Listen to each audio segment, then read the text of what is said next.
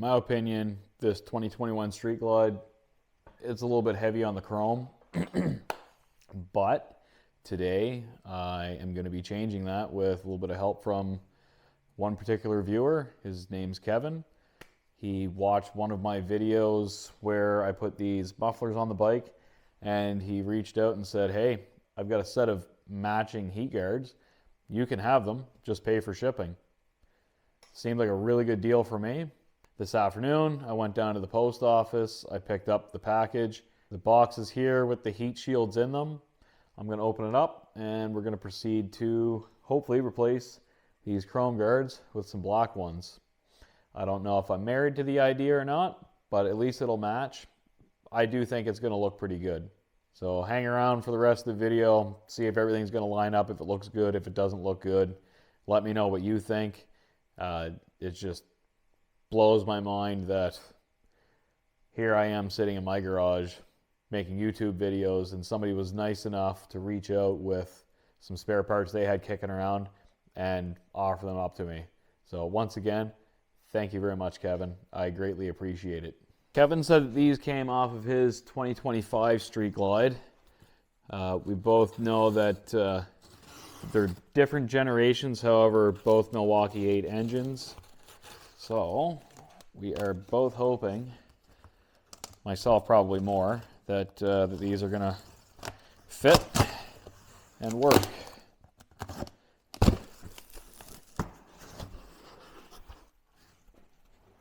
Big piece of foam.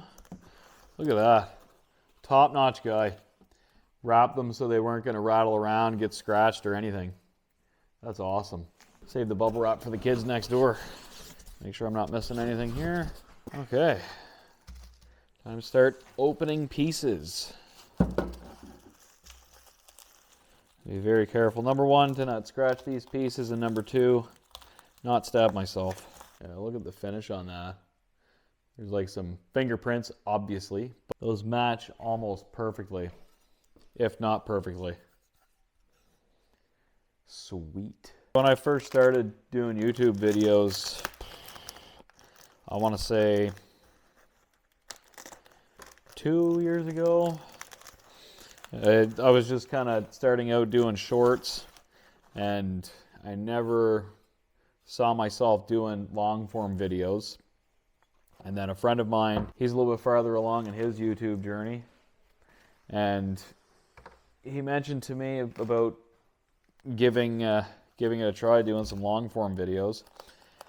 And once I got over the hurdle of not wanting to be on camera, then I feel like I hit a little bit of a stride, and that brings me to today. I've got quite a few videos with like 5,000 plus views, which kind of takes me back a little bit because I don't really think that I'm interesting enough for 5,000 people to watch me, but here I am. Some of my videos are underperformers, and it is what it is. I'm not going to please everybody, but I'm out here for a hobby. God, I don't even know if he even ever ran these on his bike. Yeah, 5 stars. Condition was definitely better than what I was expecting, especially for the smoking deal that he gave me. These are packaged so well. Sometimes you buy things online, you get them and they're all beat up. This is not that. I think these are like a cotton wrap. Have you got something you want me to open up on camera? Shoot me an email. ruralride69@gmail.com. If it's something that I can make a little bit of content with, we can figure out some shipping, whatever, and go from there. It's nice to see some viewers trying to help me out with making content. And that's what Kevin mentioned when he emailed me about these. They're just sitting in his garage, and he said, you can have them for the cost of shipping, like I said earlier. And he also mentioned, you know, hey, you could make some content with that too, and it's going to make my bike look more matchy. Okay, we got 1, 2, 3, 4 pieces. I believe this is for over here on this side. I got to figure out what goes where. I'll show you guys the before here. We've got a lot of chrome here, a lot. So we've got 1, 2, 3 pieces. This is gonna be the first one to come off, maybe? No. Maybe? I have no idea what I'm talking about. Okay, so this large piece comes off first, then the, I guess, header pipe, for lack of a better term. Anyway, you can see how much chrome's on here. It'll be, I'm kind of interested to see how that's gonna look, like blacked out for the exhaust. Here is before.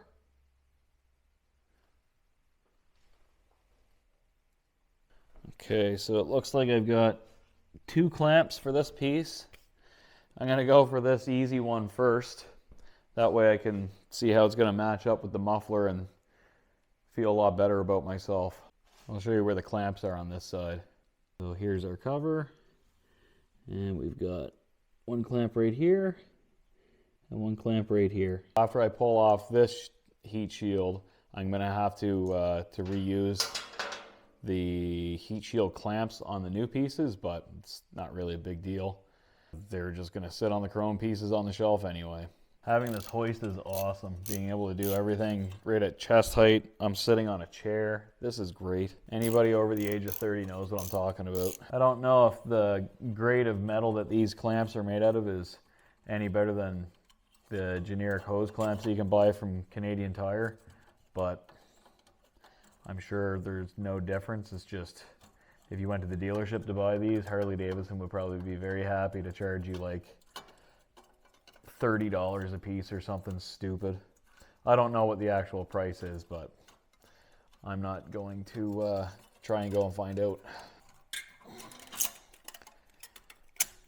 Ouch. Yep. Well, if I ain't stabbing myself, there's something wrong. I'm just pulling these clamps out from the back. They just sleeve in through there. That's how that goes in, and right there. Oh, I'll get this right eventually. I guess with these clamps, 50% of the time you'll get it right.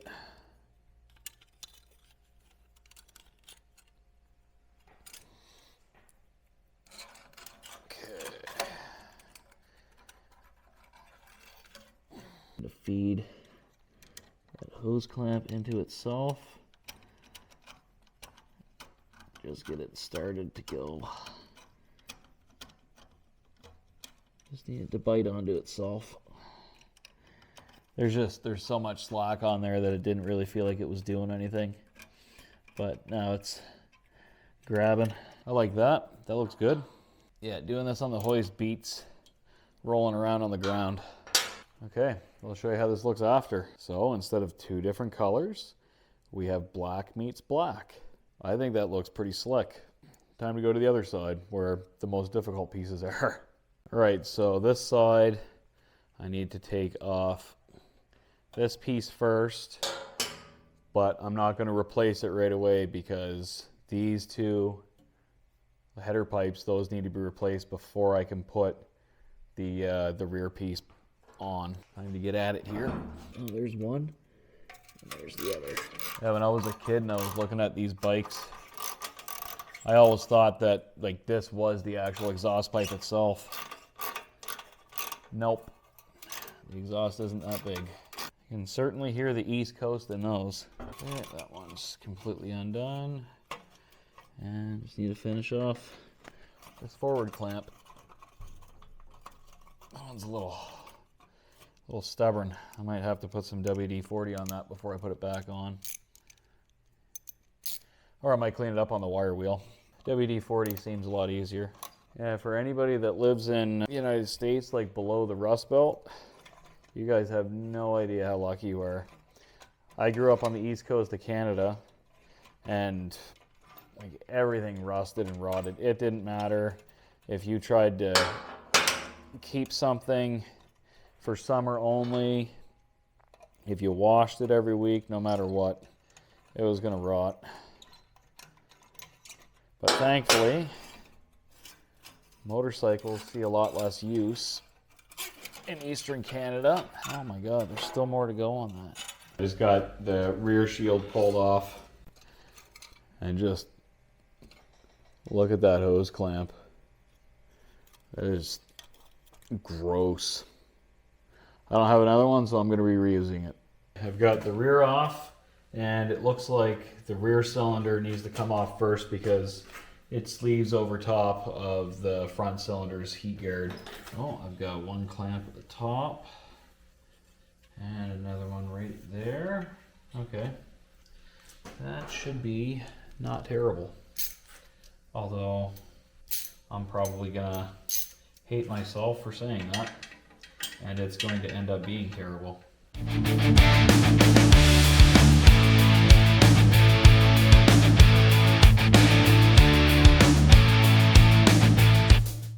I have to remove this footboard if I don't want to scratch the heat shields. There was an absurd amount of blue Loctite on that bolt.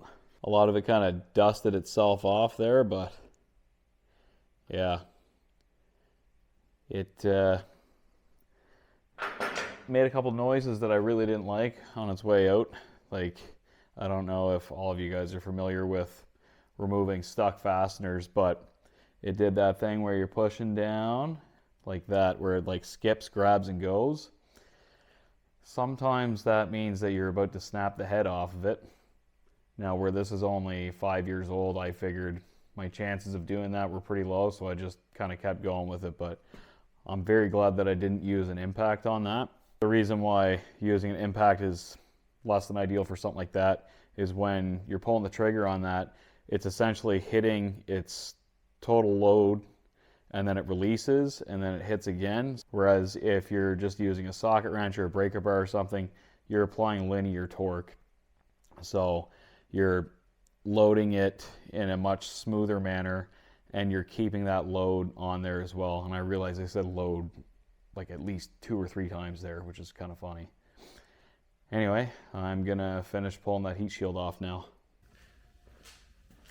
Well, I guess at the same time I may as well put the new ones on too, but instead of forcing everybody to watch that whole process and listen to me bumble through it, I'm just gonna time lapse it, and that's gonna start right now.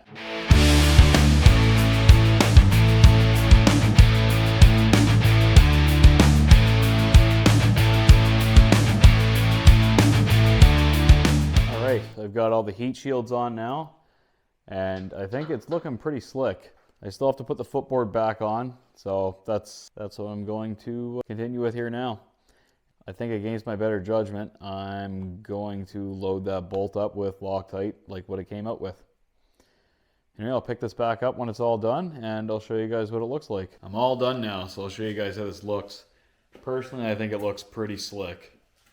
Everything just kind of matches now. Man, I think that looks pretty awesome. I do not think that I'm going to be missing the chrome on that. Not anytime soon. I can't thank everybody enough for watching the videos, and especially Kevin for sending these out to me. You helped me make my bike look significantly better, I think. So these 2 fasteners down here for the footboard, the torque for these, I think it said 32 to like 42 foot-pounds or 36 or... I don't know. I've got the book over here for anybody that cares. So we're looking at fasteners number 8 and 5. So here's the torque value right here for 5 and 8. 36 to 42 foot-pounds. And for that amount of torque, what I did is I started at the smallest amount and then I just brought it up to mid-range, called it a day. Put some Loctite on it. Robert's your mother's brother.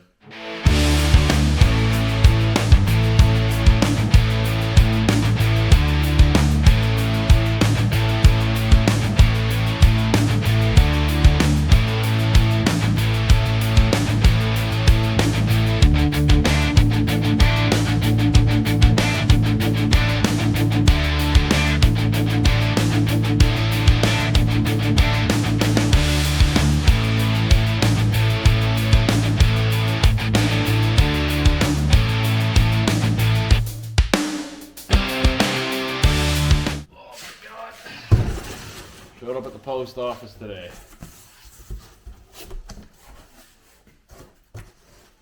There's my tire.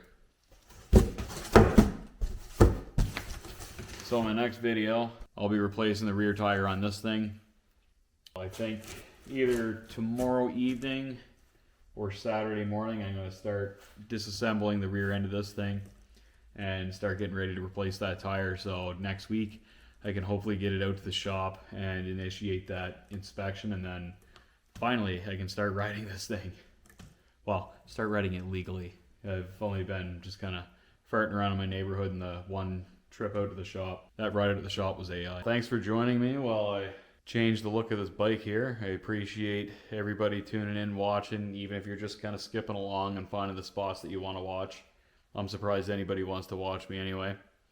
But yeah, I appreciate it. Thanks. I know I've already said it 2 or 3 times. Thanks a lot, Kevin. I appreciate it. And tune in for next week's video. We're doing the back tire. Thank you very much, and take care.